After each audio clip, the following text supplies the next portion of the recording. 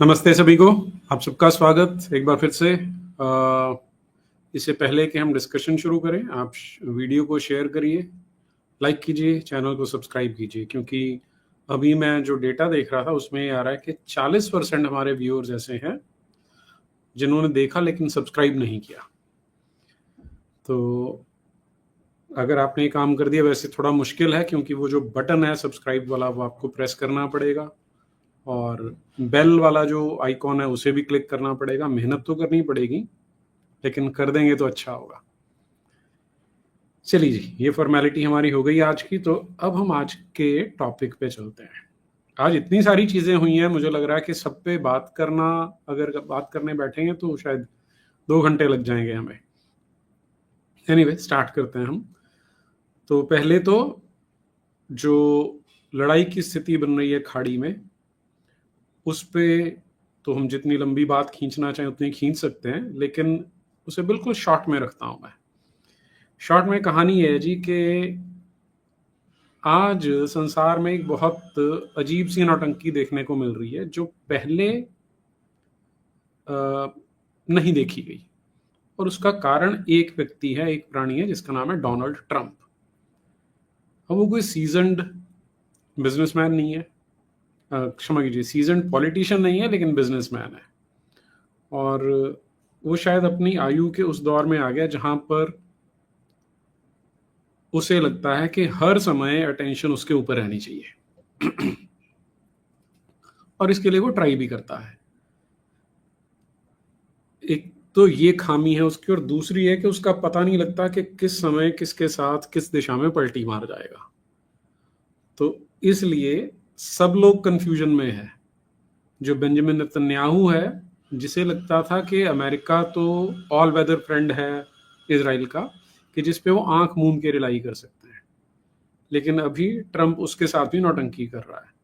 और अभी नहीं कर रहा, काफी दिनों से कर रहा है। आपको ध्यान हो, जिस समय इन्होंने इजराइल ने ईरान पे सबसे पहला हमला किया था, जब उनकी न्यूक्लियर इंस्टॉलेशंस को और न्यूक्लियर साइंटिस्ट्स को और जो मिलिट्री का जो कमांडर था इन्हें हिट किया था, उन दिनों कई दिन से ट्राई कर रहा था। लेकिन ट्रंप क्या ड्रामा कर रहा था कि तुम रुको, हम उससे नेगोशिएट कर रहे हैं, तुम रुको, हम उससे नेगोशिएट कर रहे हैं। तो इजरायलियों ने कुछ देर तो वेट किया, लेकिन फिर उन्हें समझ में आया कि ये आदमी मूर्ख है, इस पर रिलाई नहीं कर सकते। और क्योंकि ट्रेड के चक्कर में, ये अपने डील करने के चक्कर में कहीं हमें ही ना मरवा दे। और आपको ध्यान होगा किस तरह से भारत के साथ भी धोखा किया है इसने, ट्रंप ने। आज उसकी डिटेल में बात करेंगे, क्योंकि आज तो जो हमारे फॉरेन सेक्रेटरी हैं उन्होंने बड़ी अच्छी स्टेटमेंट दी है और वो सुन के अच्छा लगा। लेकिन उससे पहले आपको ध्यान होगा कि इसने क्या नौटंकी शुरू की थी कि मैंने मीडिएट कराया, मैंने इंडिया और पाकिस्तान को बोला कि हम तुम्हारे साथ ट्रेड करेंगे, तो उन्होंने युद्ध विराम कर दिया। जो मैंने कहा था ना कि इसको एक खुजली है डोनाल्ड ट्रंप को, तो हमारे यहाँ बहुत सारे लोगों का कहना ये था कि नरेंद्र मोदी जी को बड़ी इच्छा है कि वो नोबेल प्राइज जीत जाएं। लेकिन अब लग रहा है कि डोनाल्ड ट्रंप की इच्छा है कि वो कहीं किसी तरह से नोबेल प्राइज जीत जाए। इसलिए जैसे ही आप देखें, इसमें उसकी हमें थोड़ी सी अप्रिसिएशन भी करनी चाहिए कि जो उसकी पिछली टर्म थी ट्रंप की, उसमें इसने बहुत सारी लड़ाइयाँ नहीं होने दी। क्योंकि नहीं तो अमेरिका का अगर आप ट्रैक रिकॉर्ड देखेंगे तो ये झगड़े करवाता है उनसे, इनकी जो आर्म्स लॉबी है वो बड़ी खुश रहती है, और बराक ओबामा ने भी करवाए। तो मुझे लगता है कि इसे दिखाई दे रहा है कि अगर बराक ओबामा, जिसने इतने सारे युद्ध करवाए अपने शासनकाल में, उसे नोबेल प्राइज मिल सकता है, तो मैं तो शांति करवाने वाला हूं, शांति दूत हूं, तो मुझे भी मिलना चाहिए। इसने जो पूरी इसकी कैंपेन थी, आपको ध्यान हो अभी 2025 तक, उस पूरी कैंपेन में यही कह रहा था कि हम फालतू की लड़ाइयां लड़ते रहे हैं और अब हम लड़ाई नहीं लड़ेंगे। पिछले टर्म में अगर आपको याद हो, वहां से छोड़ के आए थे अफगानिस्तान से। तो ये इसका एक प्लैंक था, इसकी एक मुद्दा था इसके इलेक्शंस का, कि हम ये फालतू की लड़ाइयां नहीं लड़ेंगे और मैं शांति करवाऊंगा। तो होता क्या है कि आप इलेक्शन में, अब हमने तो अपने देश में नेताओं को ऐसे ही देखा है कि इलेक्शंस में खूब बकबक करते हैं, खूब झूठे वादे करते हैं, और जब इलेक्शंस ओवर हो जाते हैं फिर उनसे वो यू टर्न मार लेते हैं। इसमें अपने केजरीवाल जी तो कमाल के हैं। वैसे तो हर पार्टी के लोग हैं, लेकिन केजरीवाल ने तो एक बड़ा ऊंचा बार सेट किया हुआ है। एनीवे, तो अब ये क्योंकि इस प्लैंक पे चुन के आए, पहले क्या बोल रहा था कि मैं जिस दिन आ गया पहले ही दिन उनसे, हमास वालों से बंधक छुड़वा लूंगा, नहीं तो हमास को खत्म कर दूंगा और हमास का और इजराइल का युद्ध समाप्त हो जाएगा। उसमें ये फेल हो गया। दूसरा इसने कहा था कि यूक्रेन का और रशिया का जो युद्ध चल रहा है वो मैं बंद करवा दूंगा, उसमें ये फेल हो गया। तो जब ऐसे फेल होते हैं तो आपको अपनी ऑडियंस को, अपनी क्षमा कीजिए, अपनी कॉन्स्टिट्यूएंसी को दिखाने के लिए कि मैंने कुछ किया है, आपको कहीं ना कहीं से मुद्दा लाना पड़ता है।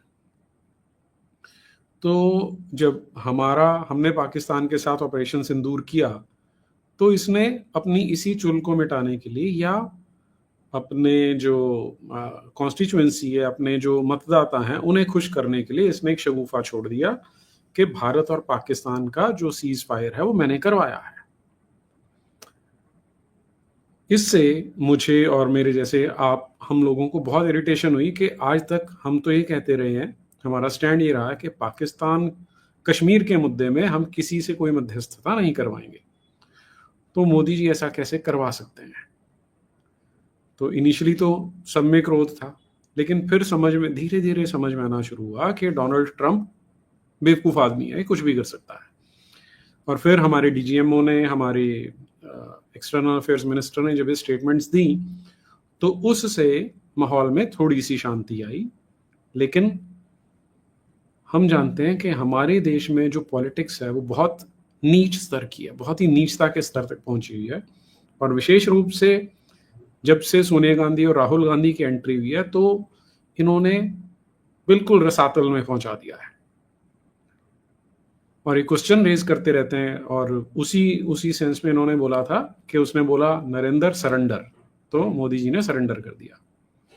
अब ये बहुत नीच बयान है, अगर सच हो तो भी ये नीच बयान है, यहाँ तो सच नहीं है तो भी फिर भी वो ये बोल रहे हैं।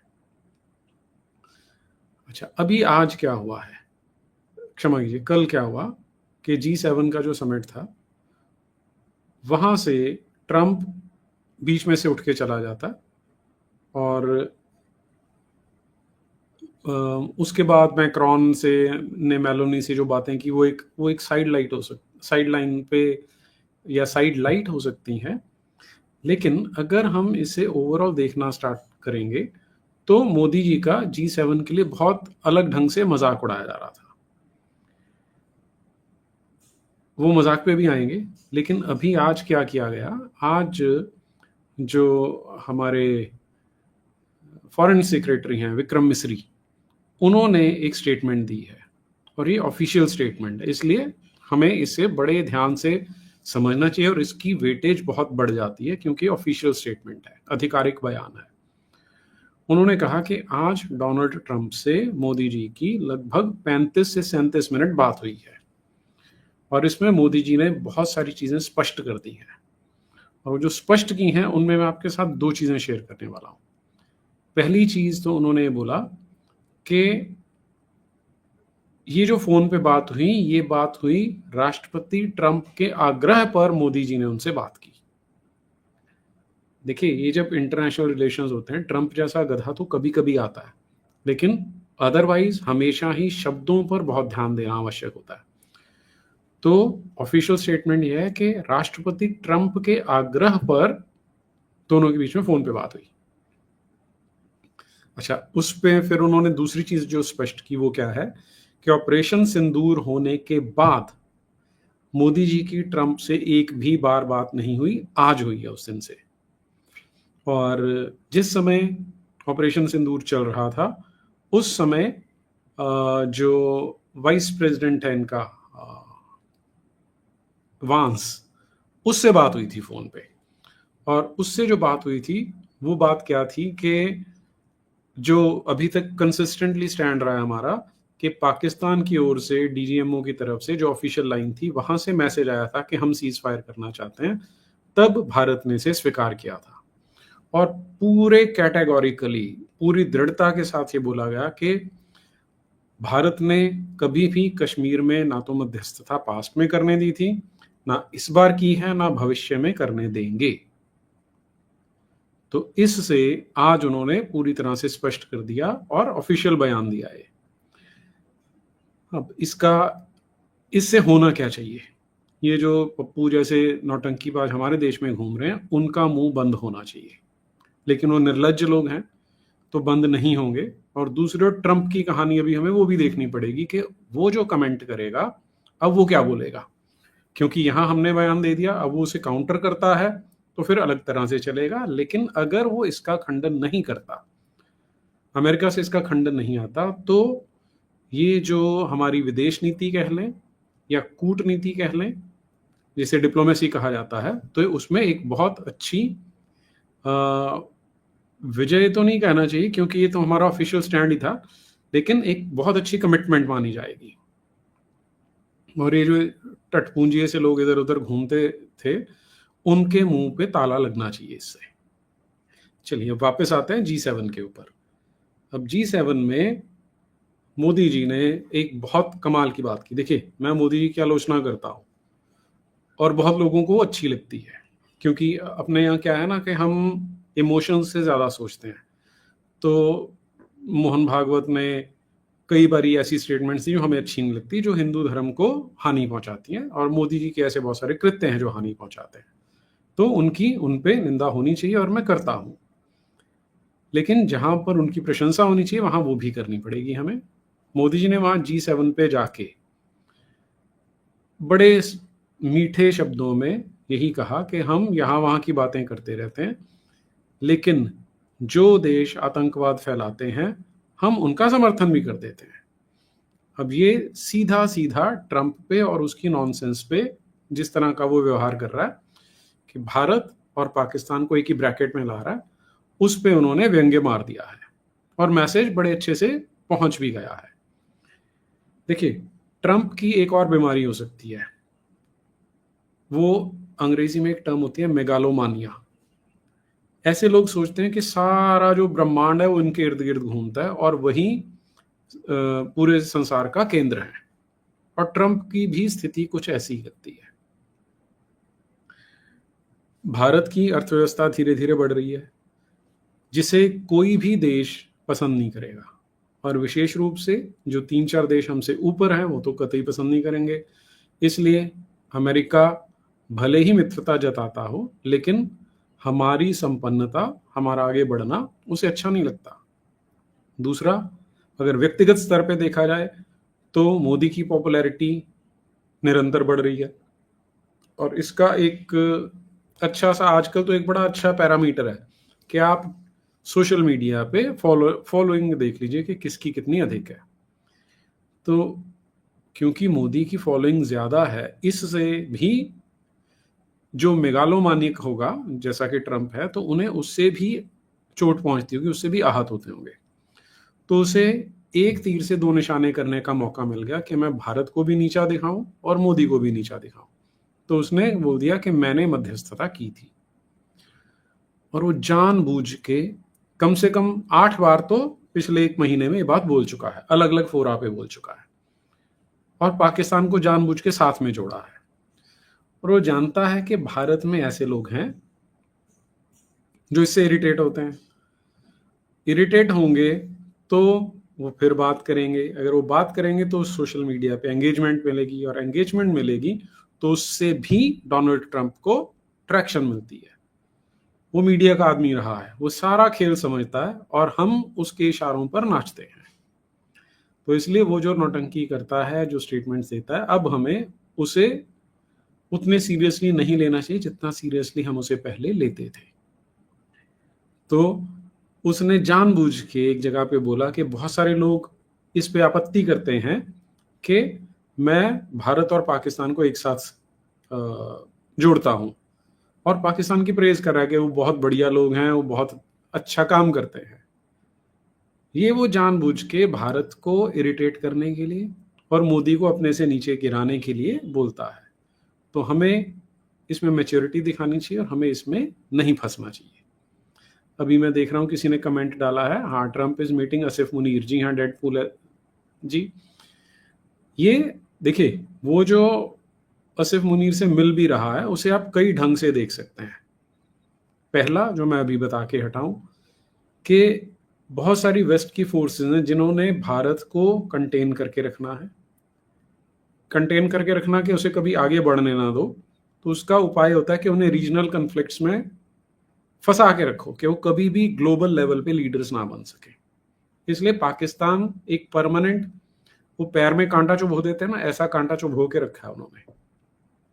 और पिछले 70 साल से 80, लगभग 80 वर्ष होने को है, उसे, उस भिखारी देश को निरंतर ये फीड करते रहे हैं, क्योंकि ये जानते हैं कि यदि हम पाकिस्तान को फीड करेंगे, पाकिस्तान को F-16 दे देंगे, तो भारत को उससे आगे बढ़ के लेने पड़ेंगे। और इसी तरह से इनकी जो आर्म्स इंडस्ट्री है वो चलती है। ये एक ढंग है ये सारी जो पाकिस्तान के साथ इनके एंगेजमेंट है उसे देखने का। और इसमें कोई संदेह नहीं कि जियोपॉलिटिक्स में पाकिस्तान को एक भारत के अगेंस्ट काउंटर बैलेंस की तरह यूज किया जाता है, और वो आगे भी यूज करेंगे जब तक कि हम पाकिस्तान का परमानेंट इलाज नहीं कर देते, तब तक ये चलता रहेगा। चलिए जी, अब इससे थोड़ा आगे बढ़ते हैं। तो G7 में, हाँ, आज एक कहानी और चल रही है। कांग्रेस, मतलब मुझे इतनी घिन आ रही है ना कांग्रेस, जिस तरह का खेल खेल रहे हैं लोग। उनका कहना है कि मोदी G7 में से बुलाया नहीं, बुलाया है तो एक बार बुलाया तो चला गया, इस तरह की बकवास कर रहे हैं।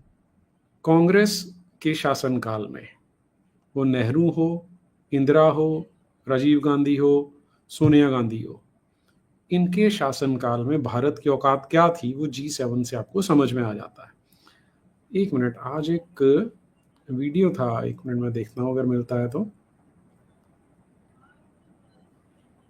हाँ, ये मिल गया, इसे आप पहले देख लीजिए।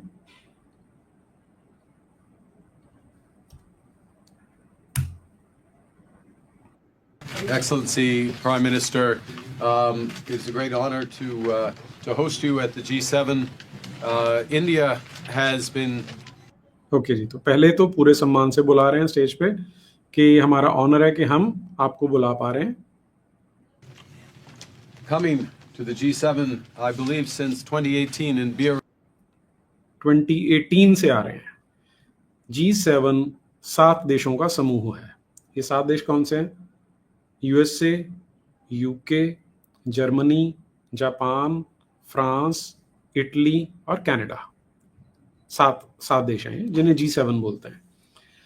ये ग्रुप इनका बना था 1970s में, इनफॉर्मली बना था, उसके बाद ये फॉर्मल हो गया, और ये अब हर वर्ष आपस में मिलके जियोपॉलिटिक्स पे बात करते हैं कि हमने कैसे संसार को कंट्रोल करना है। 1997 में ये G8 बन गए थे जब रशिया इनके साथ मिल गया था, लेकिन 2014 में रशिया फिर से अलग हो गया या निकाल दिया गया, अब ये फिर से G7 है। और 2018 से पहले तक कभी भी इंडिया G7 में नहीं था।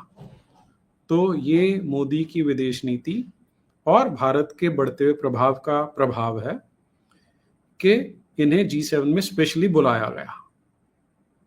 इस पे निंदा नहीं होनी चाहिए, इस पे प्रशंसा होनी चाहिए।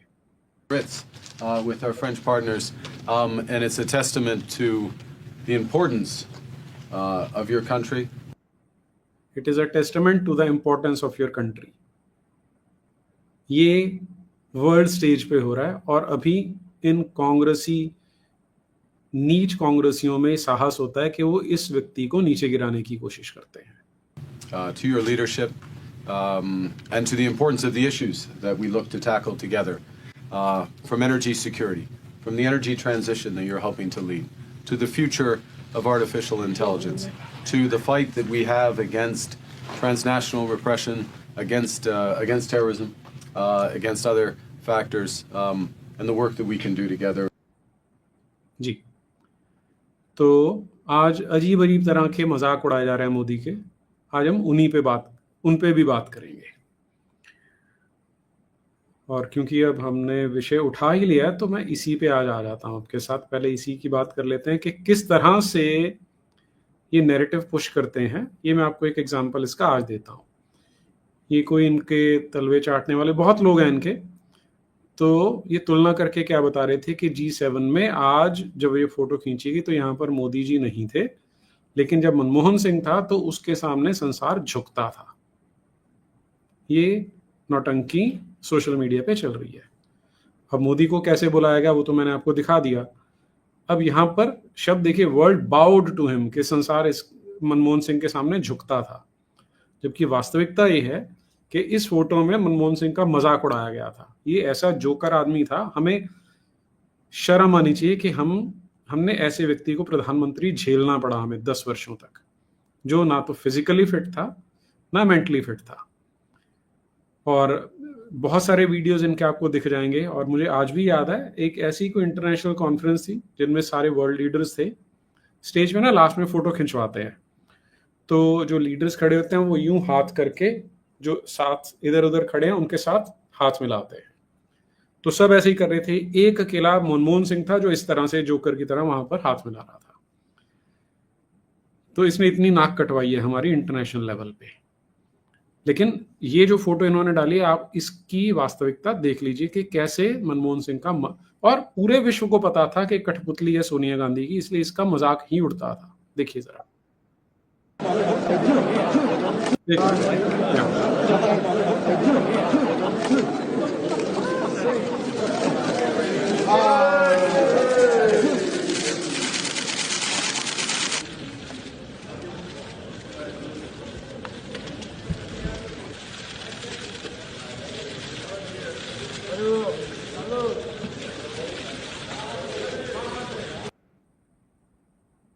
ये औकात थी हमारी और ये औकात थी मनमोहन सिंह की, जिसे सोशल मीडिया पे बड़ा अच्छा प्राइम मिनिस्टर दिखाने का प्रयास किया जा रहा है।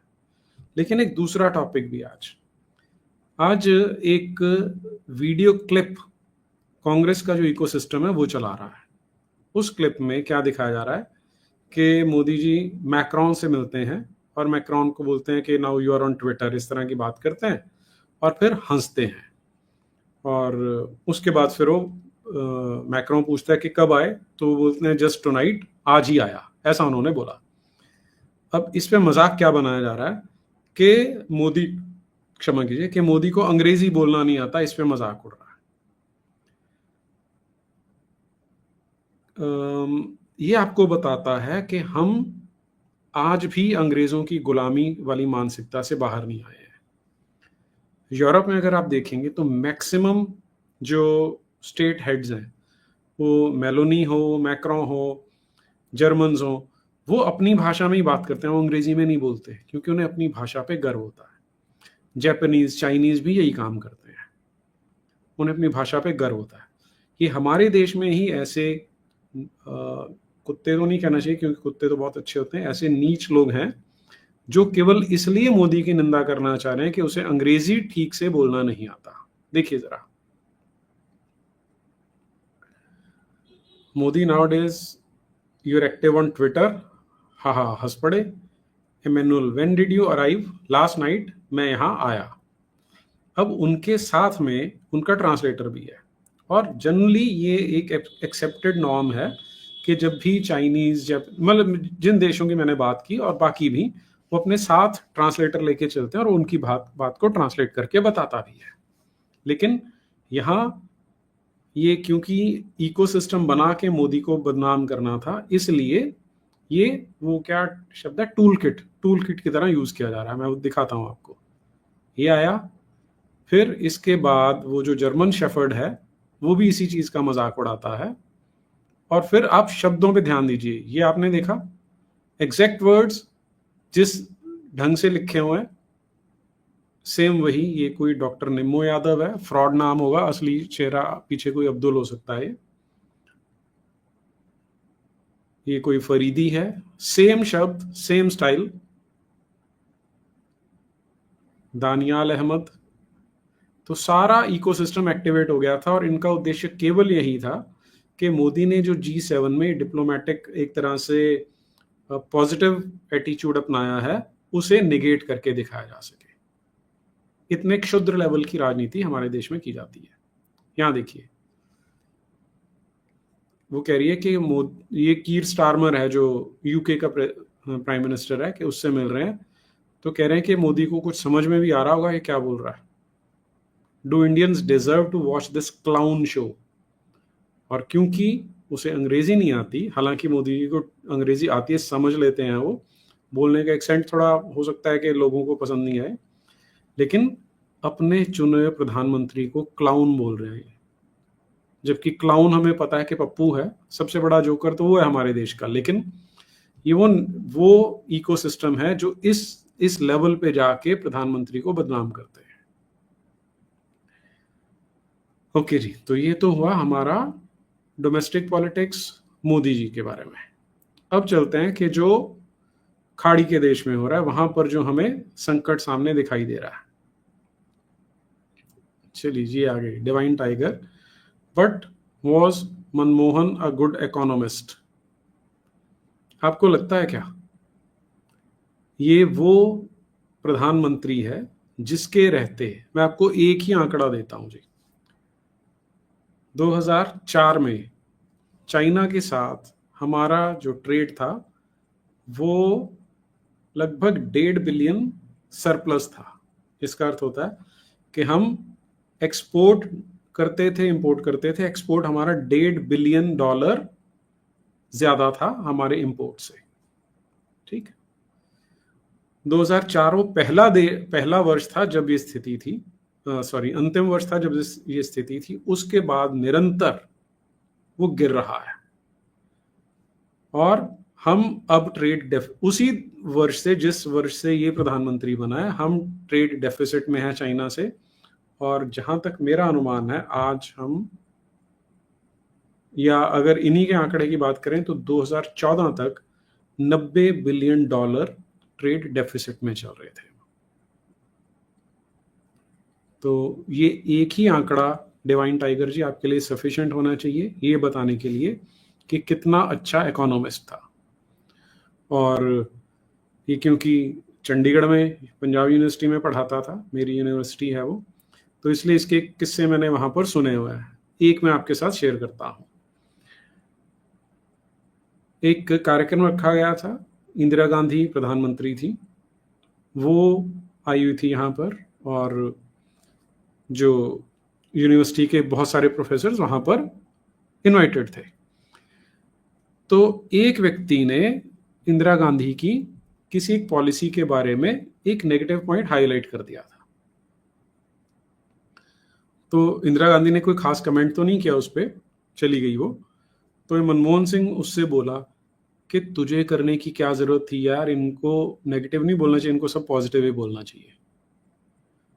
तो जिसे बड़ा अपराइट इकोनॉमिस्ट ये बोला जाता है ना, एक इसके बारे में एक बड़ी अच्छी किसी ने टर्म कॉइन की थी कि Manmohan Singh is an overrated economist and N underrated politician. ये वो जो होते थे ना, येड़ा बन के पेड़ा खाने वाला, ये वो आदमी था जिसे पता था कि कठपुतली बन जाओ, रोबोट बन जाओ तो गद्दी मिली रहेगी। ये वो व्यक्ति था। मेरे पास कहीं वो चाइना वाले आंकड़े भी शायद पड़े होंगे।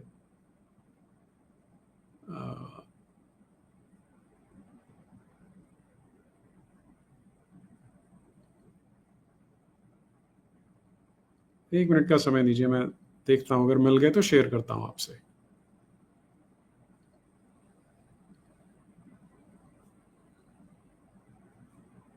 नहीं, अभी नहीं है मेरे पास, क्योंकि एक दिन मैंने सोचा था कि इस पे बात करूंगा, लेकिन anyway, but I think you get the picture कि किस तरह का आदमी था ये, उस आपको इतने से आइडिया हो जाएगा। अच्छा, अब आते हैं जी, हम थोड़ा सा आगे बढ़ते हैं कि खाड़ी में जो काम चल रहा है, अब कल से आज की क्या प्रोग्रेस है। इसका अभी अभी मैं देख रहा था, जो ट्वीट आया था खमेनी का, एक सीक्वेंस ऑफ ट्वीट्स आ रहा है, ये इसने डाला था, ये उसने अपनी पर्शियन में डाला है, ट्रांसलेशन आपको दिखाई दे रही होगी, in the name of Nami the battle begins, Ali returns to, आगे जो शब्द है जो हैशटैग है वो खैबर है विद हिज जुल्फिकार। और जब इसने ये ट्वीट डाला था तो इसके साथ उसने एक फोटो भी डाली है, ये फोटो है वो। अब फोटो को अगर आप ध्यान से देखेंगे तो एक किले जैसा एक फोर्ट्रेस दिखाई दे रही है जिसमें ऊपर से मिसाइल्स जा रही हैं। सामने एक आदमी की पीठ है जो हाथ में तलवार लिए खड़ा है, जिसे इनका कहना है कि अली है। इसका महत्व क्या है बहुत लोगों को समझ में नहीं आया होगा, मैं वो शेयर करता हूं आपके साथ। इस ट्वीट का मीनिंग क्या है वहां से आप समझ जाइए इसे, और ये समझना आवश्यक क्यों है मैं आपको उसका भी कारण बताता हूं। आज थोड़ी देर पहले ही मैं एक कोई चैनल पे सुन रहा था जो डिस्कशन चल रही थी, यूट्यूब चैनल था वो, घोर वामपंथी चैनल, और एक ही जैसे वो लोग आए हुए थे, बड़ी बिंदी वाली आंटियां और बड़े दाढ़ों वाले, नाम जैन, शुक्ला, मिश्रा, पांडे, ये थे वो। और वो सारे क्या बात कर रहे थे कि ईरान को अपने डिफेंस के लिए न्यूक्लियर बॉम्ब रखने का हक है, इजराइल ने सबको परेशान कर रखा है तो इजराइल को काउंटर बैलेंस करने के लिए ऐसा होना चाहिए, इस्लाम को बदनाम किया जा रहा है वो नहीं होना चाहिए, ये बातें वो कर रहे थे। ठीक है, लेकिन अगर आपको ईरान की मानसिकता, जो प्रेजेंट हुकूमत है वहां की, उसकी मानसिकता समझनी है खमेनी की, तो आप इसी एक ट्वीट से समझ सकते हैं। इसमें वो जो खैबर की और जुल्फिकार की और अली की बात कर रहा है वो कहानी क्या है आप इसे 2 मिनट में समझ जाएंगे। जब मोहम्मद जिंदा था उस समय इन्होंने मदीना के आसपास 3 यहूदी कबीले थे, बनु कैनुका, बनु मुस्तलिक और बनु कुरैजा। इन्हें वहां से निकालना शुरू किया और मारना शुरू किया। तो जो बनु, कौन सा था इनका, 1 मिनट में अभी आपको देख के बता सकता हूं, मेरे माइंड से निकल गया वो। बनु कुरैजा को तो इन्होंने मार दिया था जो पुरुष थे, बनु मुस्तलिक था मेरे ख्याल से, बनु मुस्तलिक को वहां से इन्होंने निकाला तो और उनकी प्रॉपर्टी पे कब्जा कर लिया। वो सब निकल गए और मदीना से कुछ 100 किलोमीटर की दूरी पर एक जगह थी जिसे खैबर बोलते हैं, वहां जाकर ये दोबारा से बस गए और वहां पर अपनी खेती बाड़ी करने लगे। और जैसा कि उन दिनों में चलन होता था कि मिट्टी के किले बना लिए जाते थे, तो उन्होंने अपने लिए इस तरह का किला बना रखा था। अब मोहम्मद ने जब तीनों कबीले निकाल दिए तो इसे सूचना मिल गई कि खैबर में उन्होंने फिर से लैंड, जो भूमि है वो कल्टीवेट करके वहां पर खेती बाड़ी कर ली है और अब वहां वो आराम से रह रहे हैं। तो ये वहां पर जाके हमला करता है खैबर पे, और उसी समय से इनके जो क्या बोलते हैं नैतिक मूल्य थे या नैतिक मूल्यों का अभाव था वो आपको इसी से समझ में आएगा कि रात को निकले हमला करने के लिए, दिन में रुक गए, फिर रात को बढ़े, दिन में रुक गए, कि उन्हें पता ही नहीं चला, सीधा उनके पास पहुंच गए सुबह बिल्कुल मुंह सवेरे, जब वो बिल्कुल अपेक्षा नहीं कर रहे थे कि मुसलमान इन पे हमला कर सकते हैं। तो उन पे हमला किया, उनके लोगों को मारा, मर्दों को मारा और बच्चियों को, लड़कियों को, बच्चों को उठाकर बंदी बना के ले आए। और उन बंधकों में एक महिला थी जुवैरिया, 19 वर्ष की, और मोहम्मद की आयु उस समय कितनी थी, 57 या 58 वर्ष, ऐसी कुछ रहा होगा ये। अब उस 19 वर्ष की जो बच्ची थी उसके पति को ये मार के हटा था, उसके बाप को पहले मार दिया था इसने। तो वो आई, अच्छा उसके बाद करते क्या थे कि जो नॉन मुस्लिम है उन्हें इन्होंने पूरी तरह से डीह्यूमनाइज कर रखा है कि वो तो काफिर हैं, मुशरिक हैं, तो उन्हें भेड़ बकरियों की तरह आपस में बांटा जाता था। तो ये जो जुवैरिया थी ये एक मुसलमान के हिस्से में आ गई। तो वो फिर मोहम्मद के पास आती है उससे रिक्वेस्ट करने के लिए कि मुझे छोड़ा जाए। तो बताया जाता है कि बहुत ही सुंदर थी, तो हुजूर साहब की नज़र उस पर पड़ी तो उन्होंने कहा कि मैं तुझसे निकाह कर लेता हूँ। अब आप सोचिए 19 वर्ष की लड़की, इसके बाप को भी मार चुका है, पति को भी मार चुका है, और क्या कर सकता है आप सोच सकते हैं, वो कहता है कि मैं तुझसे निकाह कर लेता हूँ। और जो वो छोटी सी बच्ची थी आयशा, जो एक और इसकी बीवी थी मोहम्मद की, उसकी हदीस है, वो बोलती है कि वो परियों जैसी सुंदर थी और जैसे ही मुझके मेरे पास से निकली तो मुझे लगा कि क्या होने, मैं समझ गई कि क्या होने वाला। इस तरह की कुछ हदीस है उसकी। तो उससे ने निकाह कर लिया। ये इनके वॉर एथिक्स हैं और इनके जनरल एथिक्स हैं। तो वो आप आज इस खमेनी के इस ट्वीट से समझ सकते हैं। और यही कारण है कि ईरान के भी बहुत सारे लोग, विशेष रूप से महिलाएं, इस खमेनी के शासनकाल से परेशान हैं। वो चाहती हैं कि इनसे छुटकारा मिले। एनीवे, आगे चलते हैं जी। फिर आज इसका अभी शाम का ट्वीट है कि हम तो पहले से इसका शक कर रहे थे कि अमेरिका इसमें इन्वॉल्व है, कि ये जो हमारे ऊपर हमला किया गया है। लेकिन अब जो रीसेंट रिमार्क्स हैं वो हमारे इस शक को और ज़्यादा मजबूत कर देते हैं कि ज़ायनिस्ट रजीम के साथ ये मिले हुए थे। अब ये ज़ायनिस्ट क्या होते हैं, ज़ायनिज़्म क्या होता है, ये खेल हिंदुओं को समझना बहुत आवश्यक है। आप कभी भी अगर हिंदू हित की बात, जब तक तो आप मरने पिटने के लिए तैयार हैं, आप बॉलीवुड में बिजी हैं, आप क्रिकेट देखने में मस्त हैं, आप अपने धर्म के प्रति कतई भी सजग नहीं, यानी आप टिपिकल मूर्ख हिंदू हैं, तो आपको कोई कुछ नहीं बोलेगा। जिस दिन आपको इस्लाम की, ईसाइयत की, माओवाद की सच्चाई समझ आ जाएगी और आप उसके बारे में वोकल होंगे, अब आप इनके लिए खतरा है। तो आपको बोला जाएगा संघी, आर्य समाजी, इस तरह के शब्दों का उपयोग किया जाएगा। और संघी कहने का अर्थ ये है कि जो भी व्यक्ति हिंदू धर्म के लिए लड़ने के लिए खड़ा होगा उसे बदनाम किया जाए, उसके लिए इन्होंने एक टर्म कॉइन कर दी है। तो अगर आपको कभी कोई संघी या आर्य समाजी या इस तरह के शब्दों का चयन करता है, सावरकरवादी, महासभाई, तो इसे गौरव से स्वीकार कीजिए, क्योंकि वो सीधा ये तो बोल नहीं सकते कि तू हिंदू धर्म की फेवर कर रहा है इसलिए हम तुझसे नफरत करते हैं, इसलिए हम तुझसे चिढ़ रहे हैं। तो उन्होंने ये शब्द कॉइन कर रखे हैं। ठीक वैसे ही मैंने कल बताया था आपको कि हर कट्टर मुसलमान का सपना है, जिन मुसलमानों ने कुरान नहीं पढ़ी, जो मोहम्मद के अकॉर्डिंग नहीं चलते, उन्हें छोड़ दीजिए, वो तो मुसलमान ही नहीं है। लेकिन जो कट्टर मुसलमान हैं उनका सपना है कि हम यहूदी को मार सकें, हम हिंदू को मार सकें, हम नॉन मुसलमान को मार सकें। तो ये यहूदियों को खत्म करना चाहते हैं।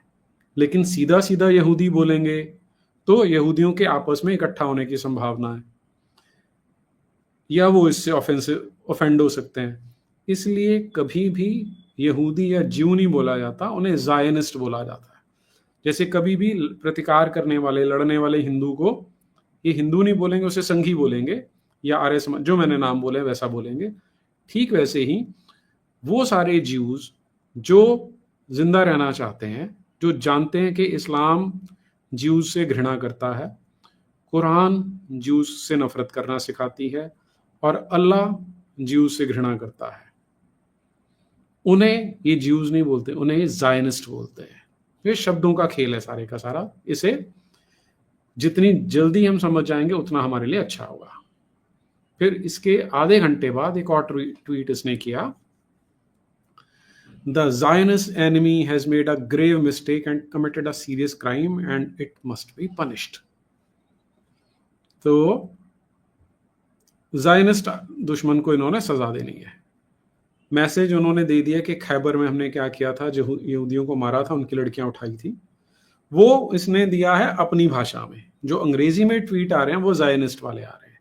तो बड़े स्मार्टली खेल खेलते हैं। अब ये ट्रिगर कहां से हुए, क्योंकि कल डोनाल्ड ट्रंप ने 2 ट्वीट डाले थे। एक ये था जो कल रात को डाला था उसने, अनकंडीशनल सरेंडर, के जो ईरान है इन्हें सरेंडर करना पड़ेगा। और दूसरा ट्वीट उसने डाला था, ये रहा, we know exactly where the so called supreme leader is hiding. तो ये सुप्रीम लीडर खमेनी है। He is an easy target but is safe there. We are not going to take him out, kill him. अब Trump जो खेल खेल रहा है हमें जरा वो भी समझना चाहिए, बड़ा इंटरेस्टिंग है ये कैंपेन। क्या करके आए ये कि मैं युद्ध नहीं करवाऊंगा, मैं शांति रखूंगा, लेकिन अब सारा संसार तो ट्रंप के अकॉर्डिंग चलेगा नहीं। ईरान कितने दशकों से ट्राई कर रहा है कि वो न्यूक्लियर वेपन बना ले, जैसे पाकिस्तान ने बना लिया वैसे ही इनकी भी इच्छा है कि ये भी बना लें। ये दो सबसे घटिया इस्लामिक देश हैं इस समय पूरे संसार में। तो क्योंकि इजराइल को पता है उनकी औकात क्या है, उनकी मंशा क्या है, इंटेंशन क्या है, तो उन्होंने प्रीएम्प्टिव स्ट्राइक तो करना था। वो देख रहे थे कि ट्रेड के चक्कर में, डील के चक्कर में ट्रंप हमें मरवाना दे, इसलिए नेतन्याहू ने काम कर दिया। और अब ना चाहते हुए भी अमेरिका को साथ देना पड़ रहा है। अमेरिका साथ देना चाहता होगा, लेकिन ट्रंप, अब वो है ना कि गिरगिट को सांप ने निगल लिया है, मुंह में डाल लिया, ना तो निगल सकता ना उगल सकता है। तो ये भी कह रहा है, उन्हें धमकी भी दे रहा है। यहाँ इसकी धमकी देखिए जरा, हम तुझे अभी नहीं मार रहे, but we don't want missiles shot at civilians और अमेरिकन सोल्जर्स, लेकिन तू जो सिविलियंस पे और अमेरिकन सोल्जर्स पे मिसाइल डालना बंद कर दे, क्योंकि हमारा जो धैर्य है वो अब समाप्त हो रहा है। तो ये धमकी डोनाल्ड ट्रंप ने दे दी है इसे। अब कौन, देखिए ये तो पक्की बात है कि ईरान जीत नहीं सकता, विशेष रूप से तब जबकि अमेरिका उसके साथ है, इसराइल के साथ है। वैसे तो इसराइल अकेला भी ईरान को निपटा सकता है, लेकिन अभी देखिए प्रॉब्लम कहाँ आती है। ईरान ने जो मिसाइल्स डाली हैं उसने उनकी आयरन डोम को पियर्स करके नीचे तक पहुंच गया है। अब ज्योग्राफिकली इसराइल बहुत छोटा है, वो बहुत लंबे समय तक इसे इतने सारी मिसाइल अटैक्स को सस्टेन तो कर लेगा, लेकिन अल्टीमेटली जो आर्थिक नुकसान है उसकी भरपाई भी तो कहीं से करनी है। वो ईरान पे भी हमला कर रहा है, लेकिन जो इसराइल है वो प्रिसिशन अटैक्स कर रहा है कि वो न्यूक्लियर साइट्स को उड़ा रहा है, वो जो आर्मी है आर्मी इंस्टॉलेशंस को खत्म कर रहा है, ये उनके सिविलियंस को मार रहे हैं। अब सिविलियंस यहूदियों के लिए सबसे महत्वपूर्ण रिसोर्स है, वो एक भी यहूदी खोना नहीं चाहते, उन्हें एक एक यहूदी की वैल्यू पता है। ये हमारी लीडरशिप की तरह नहीं है जहां पर हमारे सैनिक रोज मरते हैं कश्मीर में, लेकिन हम अपने सैनिकों को बताते नहीं है कि इस्लामिक जिहाद से लड़ना पड़ रहा, क्योंकि हमारे लिए वो कैनन फॉडर की तरह है। दुर्भाग्य हमारा, लेकिन हमने अपनी नीति ऐसी नहीं बनाई कि हम एक भी सैनिक नहीं मरने देंगे, एक सिविलियन नहीं मरने देंगे। हम वो बकवास खेल खेलने में लगे कि इस्लाम तो शांति का मजहब है। एनीवे, तो अब इस लड़ाई में समस्या कहाँ आ रही है इजराइल को? पहली बात कि जब वो सैकड़ों की तादाद में एक साथ मिसाइल्स भेजता है तो कुछ पेनिट्रेट करके ग्राउंड तक पहुंचती हैं और उनकी बिल्डिंगें गिरा रही है। मैक्सिमम जो ज्यूइश सिविलियंस हैं वो तो आ चुके हैं अपने बंकर्स में, अपनी बेसमेंट्स में सुरक्षित हैं, लेकिन फिर भी यदा कदा कोई तो मरता है। अभी जैसे अभी तक का जो आंकड़ा है कि लगभग 20 यहूदी सिविलियंस मारे जा चुके हैं। हम जैसों के लिए, क्योंकि हमें तो आदत पड़ गई है ना अपने लोगों को मरते हुए देखने की, तो हमें 20 का आंकड़ा कोई बहुत बड़ा नहीं लगता, लेकिन वो समाज जो अपने एक एक व्यक्ति का मूल्य समझता है, उन्हें अपनी धरोहर मानता है, उनके लिए 20 लोगों का नुकसान बहुत बड़ा नुकसान है। तो अब यहां पर खेल क्या चल रहा है कि इजराइल को आर्थिक हानि तो हो रही है, लेकिन उसकी भरपाई वो कर लेंगे। ईरान को समाप्त करना है, तो अब अगर अमेरिका ने खुल के साथ नहीं दिया तो इजराइल के पास झक मार के न्यूक्लियर बॉम्ब फेंकने के अलावा कोई चारा नहीं बचेगा। इसलिए अमेरिका का साथ आना आवश्यक है। ओके जी, Neeraj ji, what we know about Islam, why does the west does not know and understand its danger, especially America and Europe? If Trump really wants to stand for peace, he must crush Islamic bloc. Abhishek ji, पहले तो जब आपने बोला ना कि what we know about इस्लाम, तो इसमें we कौन है? मैंने 5 साल पहले वो इस्लाम वाली सीरीज शुरू की थी। उसके बाद मेरे दर्शकों ने, और फिर हमने इस सर्कल को जो बड़ा किया, एक्स मुस्लिम मूवमेंट खड़ा हुआ, उससे हमारे देश में कोई 0.1% लोगों को, 0.1 भी शायद मैं ज्यादा बोल रहा हूँ, 0.001% लोगों को इस्लाम की समझ आ गई होगी। तो जब आप वी कह रहे हैं, तो अगर आप इन गिने चुने लोगों की बात करें तो आई एग्री विद यू, लेकिन अगर आप लार्जर पॉपुलेशन देखेंगे तो आई वुड सजेस्ट कि आज भी अगर आप किसी यूनिवर्सिटी में चले जाइए, किसी गांव में चले जाइए, दो एक्सट्रीम्स बता रहा हूँ, अर्बन यूनिवर्सिटी में जाएंगे, मैक्सिमम बच्चों को इस्लाम की रियलिटी, मोहम्मद की रियलिटी नहीं पता। देहात में चले जाइए, वहां भी नहीं पता। हाँ, वो ये जरूर बोल सकते हैं कि मुसलमान अच्छे नहीं होते, मुसलमान बुरे होते हैं, क्योंकि वो उनकी कलेक्टिव मेमोरी में है। जिस तरह से इन्होंने पिछले 100 वर्षों का बिहेवियर है, वो कलेक्टिव मेमोरी में आता है। लेकिन इस्लाम को समझ लिया हमने, ऐसा नहीं है। और दूसरी बात, वेस्ट, तो जो इंटेलेक्चुअल पैरालिसिस, जो मानसिक तमस हमारे समाज में है, वही वेस्ट में भी है। वेस्ट में आज आप देखिए, गिने चुने लोग हैं जो इस्लाम का खुल के विरोध करते हैं। और अगर पॉलिटिकल क्लास में देखना हो तो अगर मुझे नाम याद आ रहा है तो गार्ट वाइल्डर्स का है, जिसने बिल्कुल पूरी स्पष्टता से इस्लाम का विरोध किया है। उसके अलावा कोई नाम आप मुझे बताइए, क्योंकि हाँ, इसमें ट्रंप की एक विशेषता मैं जरूर कह सकता हूं कि ट्रंप ने ये जरूर बोला है कि इस्लाम हेट्स अस। तो एटलीस्ट ट्रंप को इतनी बात तो समझ में आई है। उसके अलावा जैसे अब तुलसी गबार्ड है, उसे समझ है, वो जो पोलैंड है उन्हें समझ है, लेकिन बाकियों को आप देखेंगे तो यूरोप तो गॉन केस है, Canada is also gone case, almost a gone case. तो जो इंटेलेक्चुअल पैरालिसिस हमारे यहाँ है वो वहां पर भी है। और यूरोप तो I think we can forget about Europe. बच सकते हैं तो अमेरिका बच सकता है, कनाडा भी मुझे चांसेस कम लगता है। If Trump really wants to stand for peace he must crush Islamic bloc. ये आपका सबसे वैलिड पॉइंट है, सबसे बढ़िया पॉइंट है आपका ये, और ये होना चाहिए। लेकिन अब उसमें क्या, अब जैसे ये अगर मैं मोदी जी का एग्जाम्पल लूं तो उनका भी तो यही उद्देश्य होना चाहिए ना कि हम इसे समाप्त करें।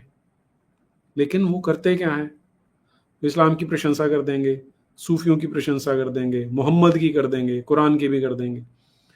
तो ये या तो डीप रूटेड फियर होता है कि अब वो किस चीज का फियर है वो तो वही बताएंगे। लेकिन पॉलिटिकल क्लास, पॉलिटिकल लीडर्स कायर होते हैं, डरपोक होते हैं, उन्हें वोट का डर हमेशा सताता है। तो आई डोंट नो, अब जो आपने ट्रंप की बात की वो बिल्कुल ठीक है, आई एग्री विद यू कि ट्रंप को वैसे डरने की आवश्यकता नहीं होनी चाहिए। इनिशियली मैं भी यही सोचता था, लेकिन ह्यूमन नेचर इतनी स्टूपिड होती है, इतनी फिकल होती है, वी नेवर नो क्या चीज है जो उसे होल्ड कर रही है। SG, moderate Sharia to enslave औरत and radical jihad to crush any opposition. Due to ease of immigration and social media today, it's now a global World War III.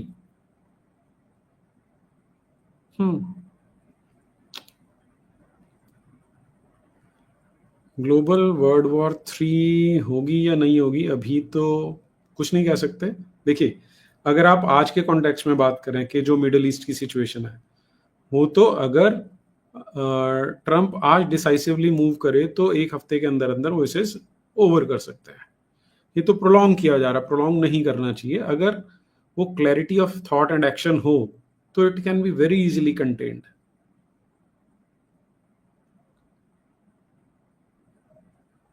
Abhishek B statement makes sense.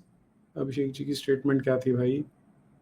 अच्छा, हाँ, enough Christians would know about Quran book. Okay, देखिए श्रीकांत जी, इसमें आपको समझना पड़ेगा, जब आप enough बोल रहे हैं तो इनफ का मतलब क्या है? एक क्रिटिकल मास होता है। अब वो क्रिटिकल मास आज की डेट में डेमोक्रेसी में कितना होता है? वो जो वोटिंग पैटर्न को शिफ्ट कर सके। क्या इतना है? तो आई एम सॉरी टू से इतना नहीं है। So it is probably an X plus M conspiracy to keep Hindus unaware for as long as possible. Shrikant जी, इसके दो एस्पेक्ट्स हैं. पहला ये कि हमारे देश में जो आप कह रहे हैं वो I agree with you, well I am 100% in agreement कि यहाँ पर X प्लस M कॉन्स्पिरेसी है. X प्लस M तो है ही, वो तो उनका काम है, ठीक है. प्लस जो लेफ्टिस्ट है वो भी यही कर रहे हैं, प्लस हमारे लीडर्स मिलके कर रहे हैं. दैट इज द प्रॉब्लम, ठीक है.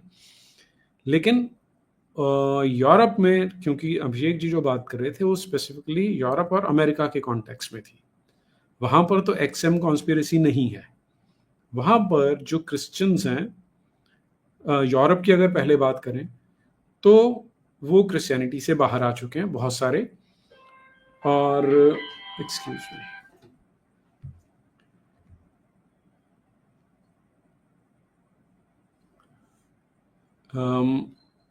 लेकिन उन्होंने लिबरल वैल्यूज को इतना ज्यादा अडॉप्ट कर लिया कि अब वो उन्हीं के लिए सुसाइडल हो गया है. तो वहां पर क्रिश्चियंस की जो इग्नोरेंस है बहुत बड़े स्केल पर है यूरोप में. अमेरिका में भी इग्नोरेंस जनरल पब्लिक में रिगार्डिंग इस्लाम अभी भी बहुत ज्यादा है. वहां पर जैसे वो हैं रॉबर्ट स्पेंसर हैं, या एक वो जो Pamela jailer, I think Pamela jailer है उसका नाम भी, ब्रिजिट गैब्रियल, ये कुछ गिने चुने से नाम है, अयान एर्सियली है, जो इस पे काम करते हैं. लेकिन आप देखो ना, उन्हें ट्रैक्शन नहीं मिलता है. उन्हें भी यही बोला, जैसे यहां पर उन्होंने नुपुर शर्मा को फ्रिंज एलिमेंट अपनी पार्टी ने बोल दिया, तो वहां पर इन लोगों को फ्रिंज बोल दिया जाता है. तो इसलिए जो अभिषेक जी की बात है वो it's very hard two point. जैसे मैंने पॉलिटिकल क्लास की बात की, ये गार्ट वाइल्डर्स आपको दिखाई देता है जो अनइक्विवोकली बात करता है, बाकी अनइक्विवोकली कोई बात ही नहीं करता. There are gone case. Modi and Meloni are like a father and daughter duo. I don't know, social media पे तो बहुत सारी बकवास चलती है, वो तो नॉनसेंस है ही उनकी. लेकिन उनकी एज गैप इतना ज्यादा तो नहीं है कि वो फादर डॉटर ड्यू हो सके. लेकिन एनीवे, ब्रदर सिस्टर कुछ भी बोल सकते हैं, I don't know. Deadpool sir, any comment on Audrey Truschke and her books? देखिए, ऑड्री बहुत खोखली महिला है. ये हमने हिज स्टोरी ऑफ इतिहास में भी एक कैरेक्टर उसके बारे में डाला हुआ है, देखिएगा आप. वो टिपिकल जो अभी हम बात कर रहे थे ना, X प्लस M की conspiracy, X plus M plus L leftist, तीनों की कॉन्स्पिरेसी मिला लीजिए तो ऑड्री टुच्ची वो है. उसकी बुक्स के बारे में तो मैं नहीं कमेंट करूंगा, लेकिन जो वो बातें करती है, I will tell you what.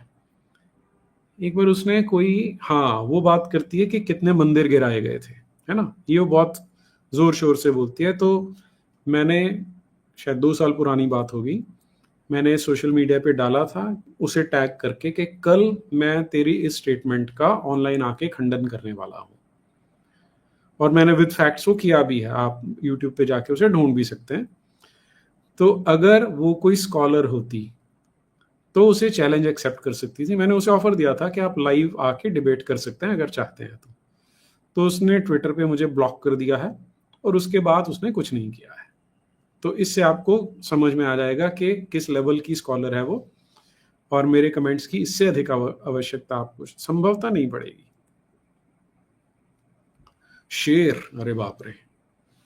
One concern, Iran regime, though Qatar is not against India and are enemies with Pak, Shah rule before was anti-India. So, though we Desis support Israel, we should look our national interests first. शेर जी, मैं आपकी जो overall sentiment है वो मैं समझ रहा हूं, लेकिन इसमें इस आर्गुमेंट में एक बड़ा लेक्यूना है.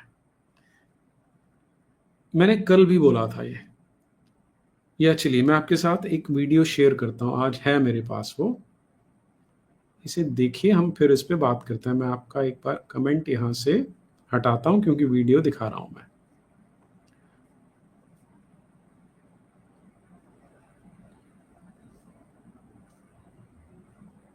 ये बांग्लादेश का वीडियो है.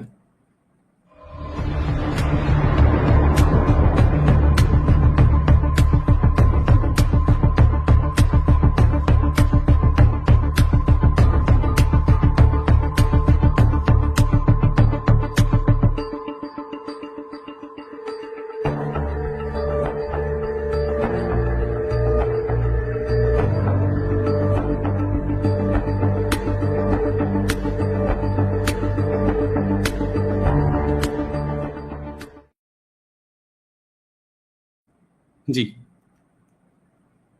आपने देख लिया कि 3 झंडे हैं जिनके ऊपर वो पैर रख के रौंद रहे हैं, इजराइल का, भारत का और अमेरिका का।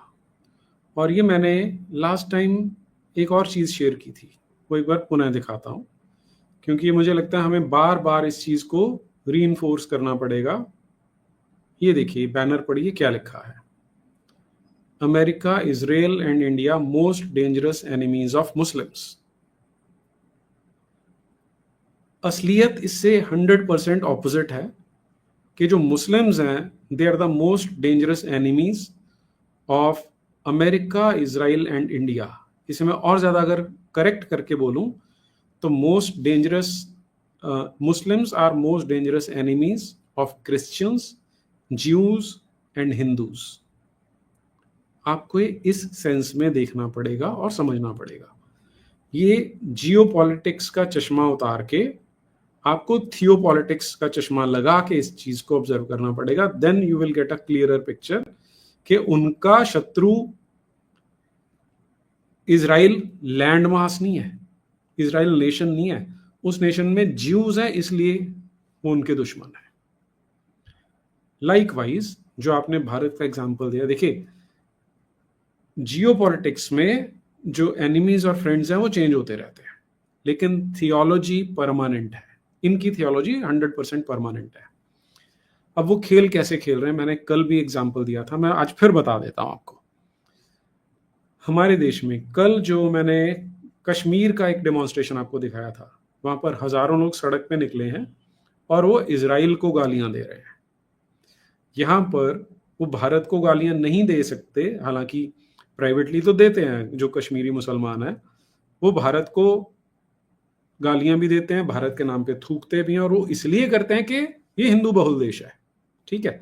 लेकिन अभी क्योंकि शासन हमारा ऐसा है, वो कैमरे पे आकर भारत को या हिंदुओं को भारत में रहते हुए गाली नहीं दे सकते, लेकिन भारत की बाउंड्री से बाहर चले जाइए, ईरान, पाकिस्तान, यहाँ पर जो ISIS वाले लोग आते हैं, मैंने वो वीडियोस शेयर किए हैं बहुत बार, जो क्लियरली बोलते हैं ओ नजस हिंदूज।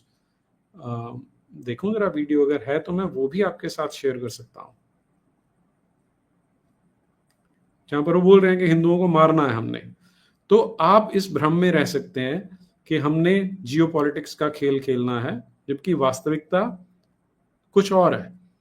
उन्होंने टीम बांट रखी है कि भारत में बैठे हो तो तुम यहूदियों और अमेरिकन को गाली दे दो, जो अमेरिका में बैठे हैं वो इजरायलियों। हाँ, अब देखिए यहीं से एग्जांपल ले लीजिए, अमेरिका की यूनिवर्सिटीज में, जैसे हार्वर्ड यूनिवर्सिटी में है, ट्रंप वहां पे लड़ाई कर रहा है, तो वहां पे जब वो यूनिवर्सिटी में खड़े होते हैं तब वो क्या बोलते हैं, तब वो इजराइल की बुराई कर रहे होते हैं, अमेरिका की बुराई नहीं कर रहे होते, क्योंकि अमेरिका में बैठे हैं, ठीक है। जब वो किसी तीसरे देश में होते हैं तब वो डेथ टू अमेरिका कर रहे होते हैं, डेथ टू इजराइल कर रहे होते हैं, डेथ टू इंडिया कर रहे होते हैं। इसलिए ये जो हम जियोपॉलिटिकल समीकरण देख रहे हैं वो टेम्परेरी है, लेकिन अल्टीमेटली उन्होंने खत्म करना है। अब ईरान ने सुपारी ले रखी है इजराइल की, पाकिस्तान ने ले रखी है भारत की। भारत के लैंड मास से उन्हें प्रॉब्लम नहीं है, भारत की हिंदू पॉपुलेशन से, नॉन मुस्लिम पॉपुलेशन से उन्हें प्रॉब्लम है। ये हम में से एक एक व्यक्ति को पूरी तरह से स्पष्ट होना चाहिए कि उनकी किताब उन्हें ये करना सिखाती है और वो उसी के अकॉर्डिंग कर रहे हैं। Deadpool, America is making vassal states in Islamic countries, that's why they don't confront them. हाँ, उन्हें सूट करता है ना। देखिए अमेरिका के पास इतनी सारी पावर है कि वो वसल कंट्रीज भी बनाता है और सब्जुगेट करके रखता है, अपने रूलर्स वहां पे एस्टैब्लिश करता है, वो सब करता है। लेकिन पाकिस्तान अमेरिका के साथ क्या करता है, जरा सोच के देखिए। वो पाकिस्तान से, अच्छा, भारत के जो मुसलमान है वो भारत में क्या करते हैं, भारत से सारी स्कीम्स लेते हैं, सब कुछ खाते पीते हैं, यहाँ का गाते किसका है, पाकिस्तान का, और बुराई किसकी करते हैं, भारत की, कि यहाँ पर मुसलमानों को ऑप्रेस किया जा रहा है। वो जो अली खान महमूदाबाद का केस चल रहा, वो यही बोल रहा था ना कि यहाँ पर मुसलमानों को अच्छे से ट्रीट नहीं किया जाता, ठीक है। तो विक्टिम कार्ड भी खेलना है, सारा कुछ वसूलना भी है, सारा कुछ लेना भी है और धोखा भी देना है, पीठ में छुरा भी मारना है। पाकिस्तान एग्जैक्टली वही काम 70-75 साल से अमेरिका के साथ कर रहा है। सारी एड उसे अमेरिकन देते हैं, सारे पैसे लेता है, उनसे दोस्ती भी निभाने की बात करता है, और फिर ओसामा बिन लादेन मिलता कहां से है? उन्हीं के पास से मिलता है। ठीक है, तो ये चूहे बिल्ली का खेल है। अमेरिकन सोच रहे हैं हम उन्हें उल्लू बना रहे हैं, वो सोच रहे हैं वो अमेरिकन को उल्लू बना रहे हैं, दोनों एक दूसरे को उल्लू बना रहे हैं। वो क्यों बना रहे हैं? क्योंकि उन्होंने हमें दबा के रखना, हमें उठने नहीं देना, ऐसे समझ लीजिए उसे। तो जो वसल स्टेट्स हैं वो कब तक वसल रहती हैं ये पता नहीं ना होता, उन्हें जब मौका मिलेगा। अब जैसे इजराइल की बात कर रहा हूं आपसे, फिर से मैं पहले बता चुका हूं कि एक रोग इस्लामिक गुंडे के हाथ में अगर न्यूक्लियर बटन आ गया और जिस दिन उसे कुरान याद आ गई कि यहूदियों को मारना है, वो बटन दबा देगा, तो वो वसल स्टेट बाद में बोल देगा हमसे गलती से हो गया। जैसे इन्होंने ओसामा बिन लादेन को छिपाया था ना, क्या अमेरिका को पाकिस्तान की औकात या असलियत नहीं पता? पता है, उन्हें पता है कि ये नापाक, नामाकूल, कमजर्फ, बदजर्फ लोग हैं, बदबख्त हैं, लेकिन वो फिर भी उनको झेलता है। ये है जियो पॉलिटिक्स।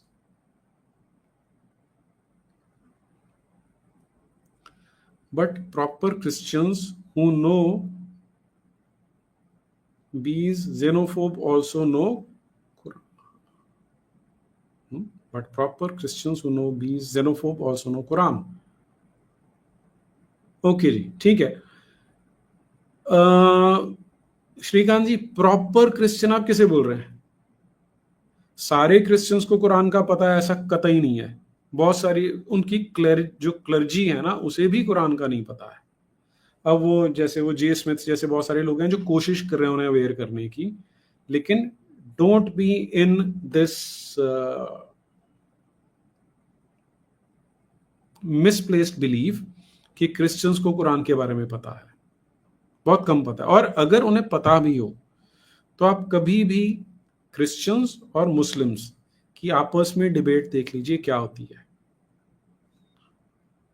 बुक दोनों की ऑलमोस्ट आइडेंटिकल है। द ओनली डिफरेंस इज वो मोहम्मद को थोड़ा सा निंदा कर देते हैं कि उसने 6 साल की बच्ची से की, पीडोफाइल था, बस इतने तक रहते हैं वो। तो उन्हें अगर कुरान का पता भी है तो वो जानते हैं कि कुरान तो उन्हीं की बाइबल की मिमिक्री करती है। बेनीवाल जी, सुपर स्टिकर के लिए धन्यवाद है आपका। SG, vote government enough to solve this Islamic mob problem. देखिए, वोट क्षमा कीजिए, वोट हमने डाल दी। अब पॉलिटिशियन तो पॉलिटिशियन है ना? आपने उसे ये वोट थोड़ा दी थी कि तुम इस्लामिक प्रॉब्लम को सॉल्व करो। अगर आपने दी थी तो ये मैसेज हमें अपने इलेक्टेड लीडर्स तक पहुंचाना पड़ेगा कि हमने तुम्हें ये जो जिहाद नाम की गंदगी है, जो हमारे गले की फांस बनी हुई है, उससे निपटने के लिए वोट दी थी, और अगर तुम ये नहीं करोगे तो अगली बार हम तुम्हें वोट नहीं देंगे।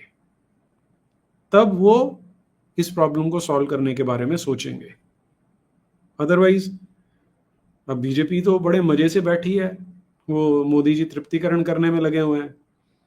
तो अगर जब तक हम उनसे कहेंगे नहीं भाई हमारा काम करो, तो क्यों करेंगे? Sir, I saw a Palestinian flag in Chandigarh. Is it a sign of danger? Absolutely. देखिए, अपने आप को इस तरह से ट्यून कीजिए कि आपको ये रेड फ्लैग्स तुरंत दिखने चाहिए। जहां पर आपको जालीदार टोपी और चमगादड़ दिखाई दे रहे हैं, वो आपको खतरे की घंटी बजनी चाहिए। अगर नहीं बज रही तो आपका शत्रुबोध बहुत दबा हुआ है, और फिलिस्तीन का झंडा दिखना तो बिल्कुल स्पष्ट संकेत है कि ये खतरा है। और अगर चंडीगढ़ जैसी जगह पे है फिर तो बहुत ज्यादा भयानक है ये। मैं बार बार बोलता हूं कि हमने क्या किया है, हमने स्ट्रीट पावर को छोड़ दिया है। जहां पर ऐसा कोई मिले 4-5 लोगों को मिलके उसके झापड़ मारने चाहिए, पिटाई करनी चाहिए और पुलिस को देना चाहिए, तुरंत देना चाहिए। प्रोएक्टिव जब तक हम नहीं होंगे तब तक ये स्थिति और बिगड़ेगी।